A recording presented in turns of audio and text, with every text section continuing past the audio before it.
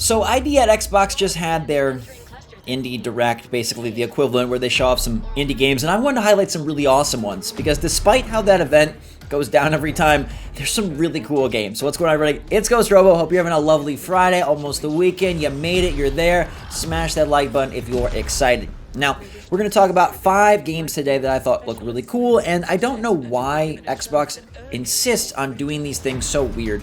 They always have a lot of interviews, they spend a lot of time talking, they never just move quickly.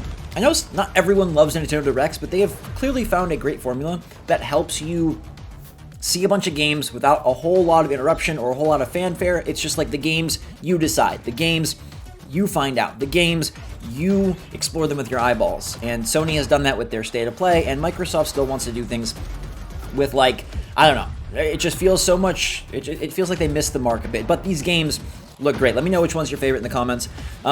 This is a really cool RPG. It's an action RPG, okay? So when I first saw a screenshot, I was like, oh, it's XCOM, but indie. But this is not it at all. Look, as you saw, it's like really a lot more active. It's a lot of very cool, frenetic co-op shooting action. It is called the Ascent, and it looks really, really cool. All these games are hitting Game Pass this year, which is another great fun part of this. Like, they're all coming 2021, they're all coming to Game Pass, and that's fantastic. Now, my favorites are the next two. Genres of roguelike, genre of top-down titles are completely overcrowded, but when Drinkbox comes in with a new game, the makers of Guacamelee, I love what they've done. They do fantastic work. Oh, they're so good, and this game looks fantastic. It's called Nobody Saves the World, and you get to transform into a lot of different characters. You get to fight a lot of different bosses. You got to complete a lot of different quests, and you get to enjoy their gorgeous art style. This game and the next one are like art style out of 10. Absolutely beautiful. I don't know how they do it. I love Drinkbox and the Mutant Space Blobs. Obviously, I love Severed. I love Guacamelee and Guacamelee 2.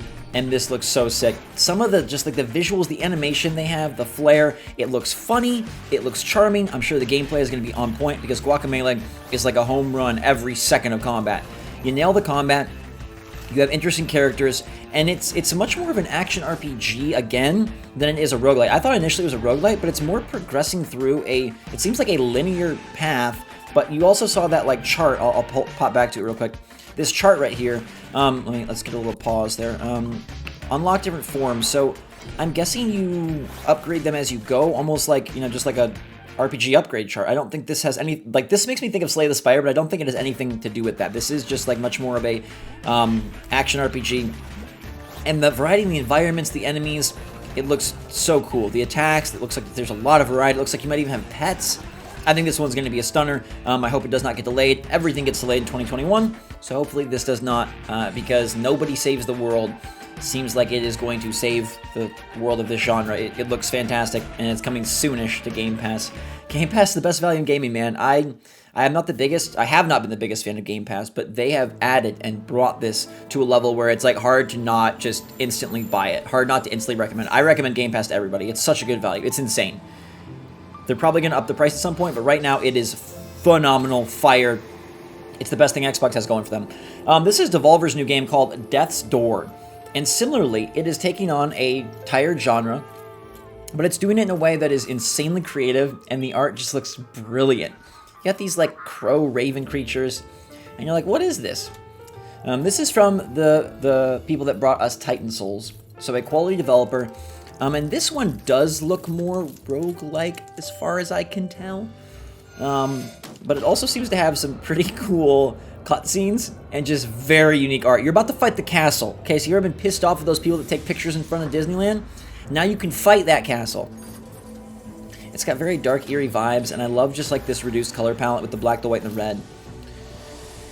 Titan Souls is a very boss rush type game, so I'm wondering if this is less roguelite and more boss rush, but I love Devolver.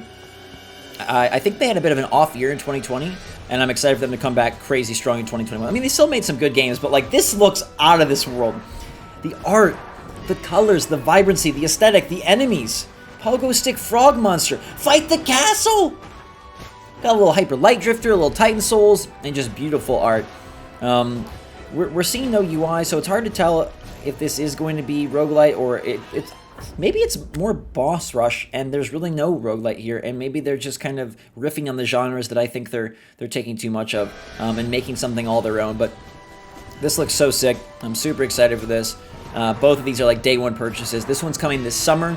I also feel like all these games will hit Switch. Maybe not all of them, but I hope most of them, if they have like Game Pass exclusivity on Xbox, or like a timed exclusivity, I mean, that's great. And with Game Pass, you get them for free. It's just so nice to know that like all this stuff that you're seeing, you just don't have to pay for it. I mean, that's just so cool. That's so freaking cool. It is going to be so weird. Once PS5 has this incredible exclusive lineup, Xbox may not have that many exclusives, but they got this Game Pass offering that's unstoppable. It's going to be really cool. Okay, this one didn't... This is like not really my style of game. It's very like JRPG, but I thought the art was really beautiful. It's by people that have worked on Final Fantasy and Octopath Traveler. So I thought this looked pretty sweet. I want to show you another game that, like, I don't know, appealed to me. This one is called Astria Ascending. Also coming later this year. It's written by the guy who wrote Final Fantasy X and 7 Remake. Music by Final Fantasy Vagrant Story. So you got a lot going on here. And the combat looked pretty good. Again, just beautiful art. I mean, indie games are a dime a dozen, but the ones that just nail the unique art style, I think, are the ones that speak to me the most strongly. Like, just beautiful, vibrant palettes of colors and stylings that you wouldn't see in AAA games. I don't really know much about this game. I just thought it was one more to show you guys that was interesting. And I'd love to know if you guys saw any others. The show is very confusing to watch. Every time I clicked on the stream, it was just people talking in 3 boxes, which is fine. And like, I'm glad they're bringing attention to developers. And I know Nintendo sometimes does that in their indie worlds where they let the developer talk about their game. But something about the way Microsoft does them just feels very cumbersome and slow. And I feel like they struggled to just put the games in front of you. And they had great games, so like that's the weird part. Again, Game Pass. Again, 2021. Again, looking lavish and lovely. One last game for you today. I think it's called Soup Pot, and it's supposed to be a fun cooking game where you're making food for a live stream audience. They wanted to. They said they were inspired by the last year of being stuck at home and wanting to cook for people, and not really having the opportunity because you couldn't really get around. People couldn't come over. But what if you could post on a social media dedicated to cooking, and people could react and like what you did and like your dishes, and it's all contained within the game. And it seems like a pretty fun concept. I don't know. I mean, ever since I became a big Animal Crossing fan over on Switch Force, I am open and willing to try anything unique and weird and quirky. I think there's satisfaction in gaming in a lot of different ways and genres besides just beating big bosses. And this seems like something that could be a complete hit or a complete miss. I don't know. It might just be you have to be a chef. You might have to really be into the cooking vibes, but I still thought it was interesting. I want to show it to you guys. But yeah, Death's Door and Nobody Saves the World are instantly on my must-buy, must-play list, and I guess you don't have to buy them. I mean, it's so weird. Game Pass, like the whole ideology for me as a 31-year-old, like these games just appear. And some part of me is like, man, it lowers the value a little bit because they are free. Like, oh, it's just throwaway. You didn't like commit to it. You don't have to really think about it. You just add these games, add. But it's just like a new paradigm, right? Games... There's more games than ever, there's easier access to games than ever, and games are cheaper than ever, honestly. I know some of it's still expensive, but if you compare to the history of the past, when I was little paying $70 for Pokemon Stadium, $80 for Super Nintendo cartridges, games are cheaper than ever, and there's so many of them, it's interesting. And if Game Pass allows for these games to be spread around, and if the rewards and the profits are pushing higher quality titles, I am so for it.